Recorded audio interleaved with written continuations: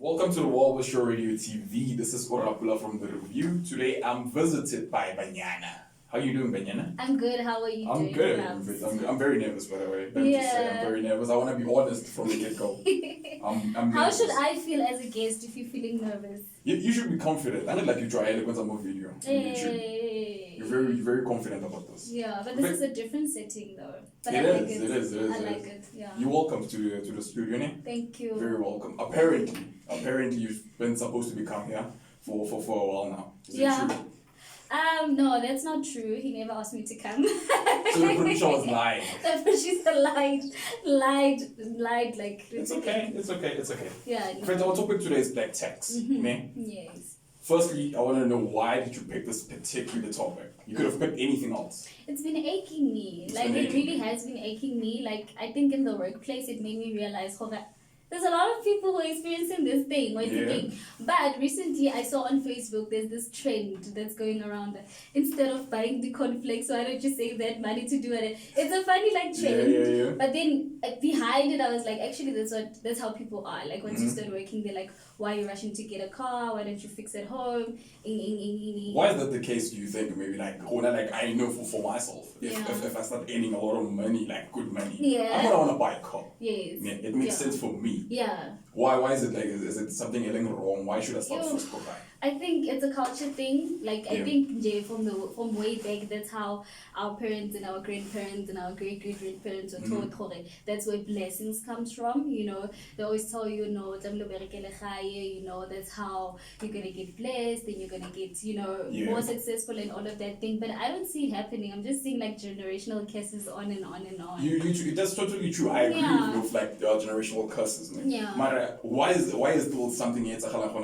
Shouldn't tax if why do we still have it in our communities, do you think? It's hard to unlearn what the brain has already been instilled in you, from a young age. That's very interesting. You get what I'm saying? Yeah. It's really hard to unlearn it. It's a culture. It's something that you instilled with that's why it's so hard for people to break boundaries or to break bonds. Let's put it that way, to break bonds with their families and stuff, because it's always at the end of the day she's your mom, at the end of the day it's your dad, and all of those things, because that's what you are told as a kid. No matter what, you need to respect your mom, you need to respect your dad, you need to do what they say and all of those things. But we now becoming so used to it so that we don't even see toxicity when we see it. It's so you think she's my mom, she can never be toxic, she's my mom, why so would I you think giving back to your family is toxic in a way? No, I think being forced to is being forced is toxic. Okay, and I think being told that doing good for yourself and not, I don't know, taking care of the family is bad, it's your career. I think there's just a lot of expectations from families. Now my baby. But do you understand, your family, they take out all this money for you to go to school, and then when you start working, chance with that thing, you understand? Yeah, who was supposed to take me to school? So it gets responsibility about it. Yeah, it's their responsibility. Imagine if you bring a child on earth and then you're it's not like they just sit there and they're like, should I take her to school? Should I not? I don't think that's the case, It's expected. You brought this you owe child. the child that responsibility. Yes, it's a responsibility. And when I grow older, because my mom took care of me and everything, I'm going to know, now I have a kid, I have the responsibility to take care of this kid. Okay. You understand what I'm saying? Yeah, so I didn't ask to be born, and you were supposed to take me to school. Sadly. You were supposed to take care of me and all of that.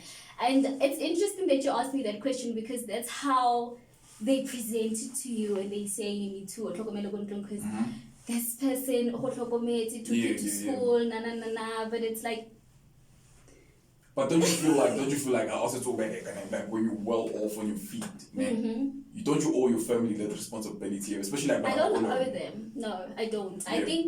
I think there's a difference between entitlement.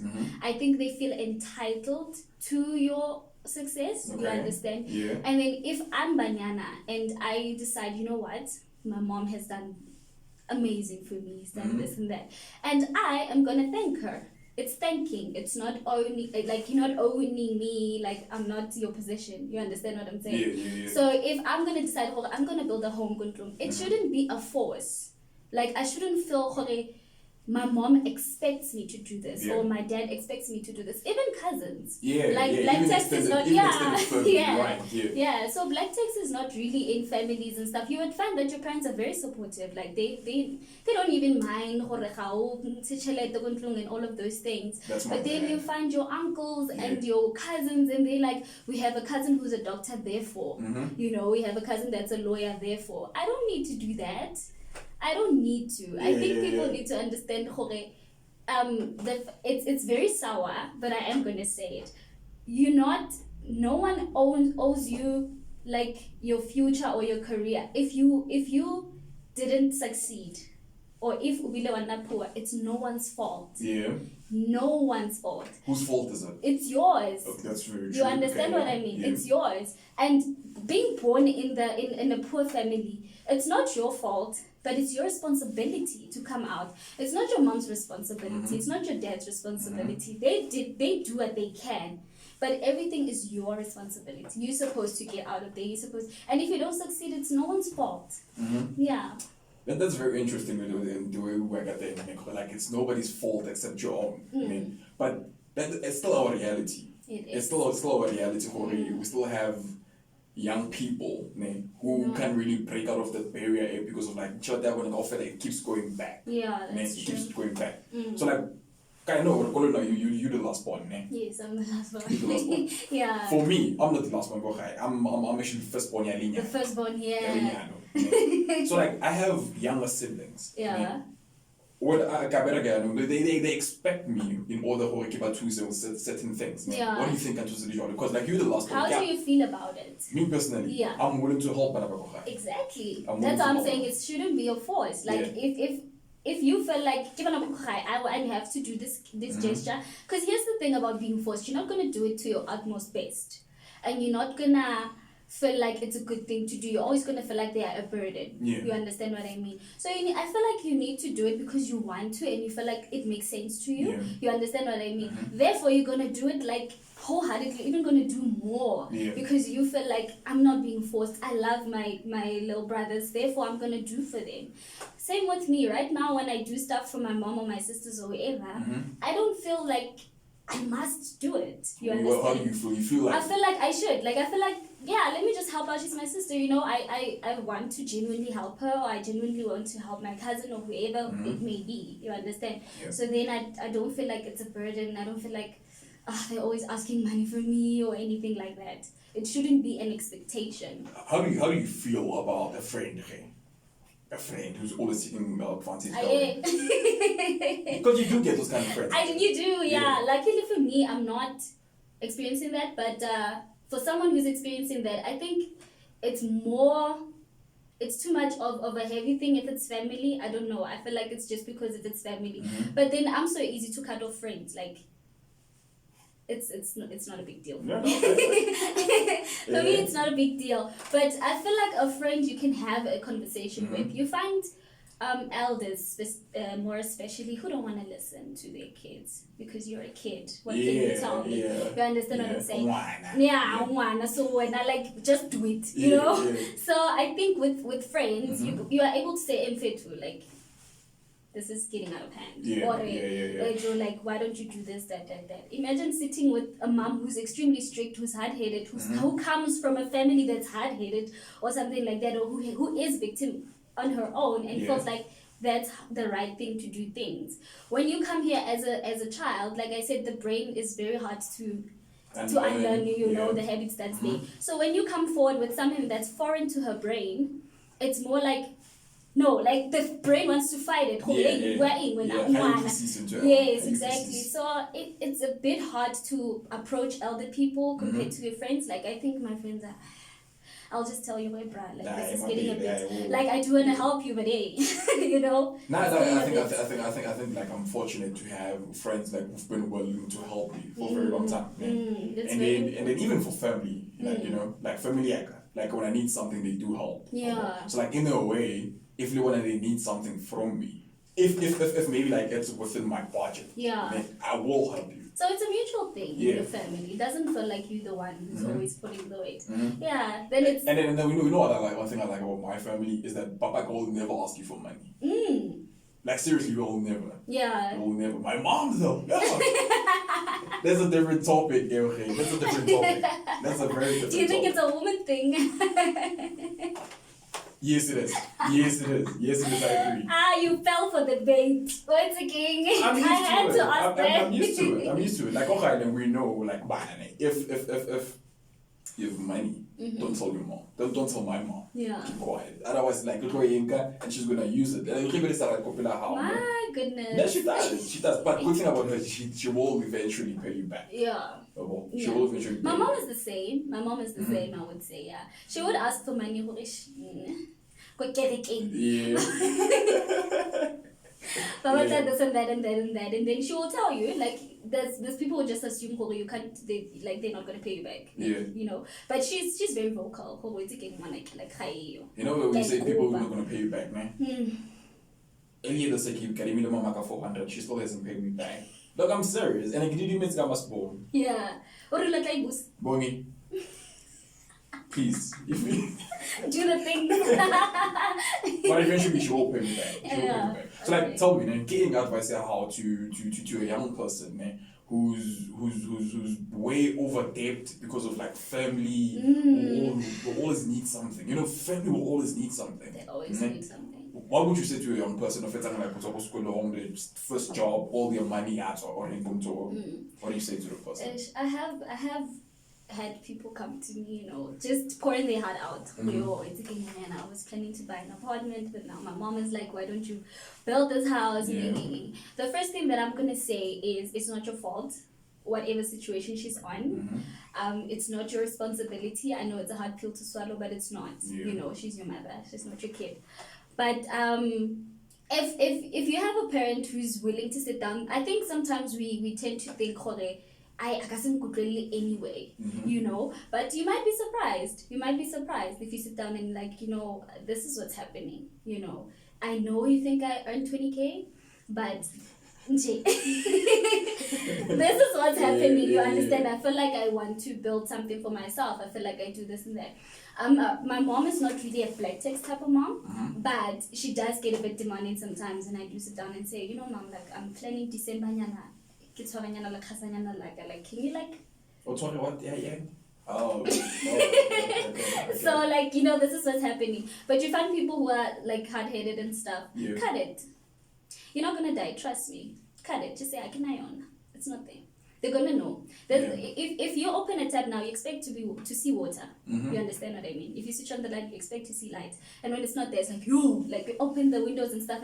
But look now, we used to load shedding. We know, like, it's a thing, you know? We know. Now we're buying gases. Now we're doing this. Now we're doing that. Because we're so forced to prepare for load shedding. If someone is comfortable, they won't feel the need to do something on their side. So, like, what if it's a person also from a poor background? Yeah, it's still not your responsibility. Like seriously, if you really, it needs to come from you. Rapula. Like, I know it sounds a bit like harsh or whatever. It needs to come from you, because if it doesn't come from you, you're still gonna feel like it's a burden. Yeah. So like, do you think, like, man, to some people, man, black text is a burden, or is it like Ubuntu? The fact that like a black text is a burden. Like, I would say, like, for some reason, I don't really like the word, the name black text. Like, I feel like it's very offensive. You know? That's what it is. Like, once it's called black text, that's when it's toxic. Yeah. But when you're helping at home, you're helping at home. You understand? Like you're saying with your siblings, you're helping. We don't want to call that black text. You're helping your whatever. But once you feel like we're forced, you know, it becomes a problem. Now it's a problem. Yeah. And if it's a repetitive thing, okay, you fixed the house. Now they want this. Now they want groceries. Now they want this. You understand what I'm saying? Now you are that tap that's expected to take out water, and that light that has to be on no matter what. You understand? You need to load shade. Sadly. Okay. What if like number one, you are the black winner. Don't you have like sort of like power, go chat thing? Like, okay, go chat thing. No. Why you should be to channel like TV? Like, don't you have the power? Have you seen that trend go Facebook? Yeah, actually, that's what I'm asking about it. It's like with what's like right. I think that's a personality thing. It's not something that's standard. Once you are a breadwinner, automatically this is how I you would. understand. I would. You would. I would. I would abuse the power. Oh my gosh. No, I wouldn't. I think it's a personality thing. If we're now how can they must know. Yeah, then Jay can. I can pull away, but no, I don't think. I'm not like that personally. But you should try it. You should try it like Haiwani, when you like the ultimate breadwinner. Bakwachis. When? Try it. It's fun. Try it. That's actually good advice. This is actually good advice. No, it's not. It is good advice. You think so? Yeah, it is good advice. In fact, like when you're a breadwinner, you have power. You understand? You have power. Like, so abuse it. Abuse it. I can't believe this guy. No. So like, in fact, you know? Yeah. Let's wrap up the show. Yeah? It's like last finally. Like you already gave your advice to the person who's downhill. Yeah. What would you say to a girl child? Because like when you come from I would say like a well-off family? No. Definitely not. You were last born. The last one I struggling with anything. That's true. If we had time, I would tell you how I grew up, but yeah. You don't struggle with anything. I struggled with everything. With everything. With everything. If you were to see my recent YouTube video, the last part, I think I was doing like silly things like a day in my life and stuff. I saw the video. And the last part of it, I spoke about how I don't like to talk about it, but I had to struggle for everything. Everything. Like in matric, I didn't have a matric tie. I didn't have, like, I'm studying that tie because it was 50 rand. Matric tie, matric jacket, matric sweater, nothing. So I didn't go to the matric dance. I didn't go. Like if you were getting seriously. Did you choose not to go, or you didn't have money to go? There was no money. Literally, there wasn't. Which girl doesn't want to go to the prom? Which girl? There's a lot of people. I didn't go to my matric. Yeah, with me, I did. I wanted to. I wanted to so bad. Like, I wanted to so bad to a point where when I had my party, where DJ Grizzly was DJing, the producer I wanted the theme to be matric dance. I wanted... Sorry, man. Did you say that DJ Grizzly, the producer of the show, was DJ at your party? Yes. Okay, correct. And he lit the place, but that's not the point. The point is, I wanted the theme to be matric dance. No one knew that because I didn't feel like I should tell them. But the theme was, I wanted to be like dolled up. I wanted to have like that dress and everything because I felt like I never felt like that. You know, I've never felt like, oh, people are taking care of my hair. Oh, I have a deadline for nails. Or, you know, those things. So, yeah. I made the thematic dance because I never went and I really, really wanted to go. Alright. No, I chose to skip my metric. Most guys do that. What's wrong with you? Hey, I don't know. Like for me, like I just felt like I didn't want to waste my time with these people I didn't like. No, with guys, I think it's understandable. But I went to the after parties though. I was there. I was drunk. Okay. Anyways, guys, please follow us on all social media platforms and check us also on our website, www.wildwestshowradio.tv.co.za. Anything you want to add? No, I just want to on this black text thing with the youth, it's not a responsibility. What about your channel? Tell them about your channel, where they can follow you, Instagram. Yes, I'm on Instagram, Banyana M, actually on all social media, Facebook, Instagram. You can look for Banyana M on YouTube. I'm also on YouTube, so yeah. What about Twitter? Twitter, yeah. I'm there, but like I'm not that active. I'm not that active. Like I never post, so. I'm a huge fan of Twitter. So like, when anybody says something about Twitter, I get offended. I feel offended. No, I'm not bashing Twitter because like I'm not bashing it. I just never post. So yeah. And also like please check out her YouTube channel. She posts some really top content, all about boys for some reason. Why is your content all about boys? Why? Because nyaslupa. Anyways, Banyana, thank you for coming through. Thank you for coming through. It was really dope. It was a pleasure. Thank you so much, guys, for having me. Thank you, guys.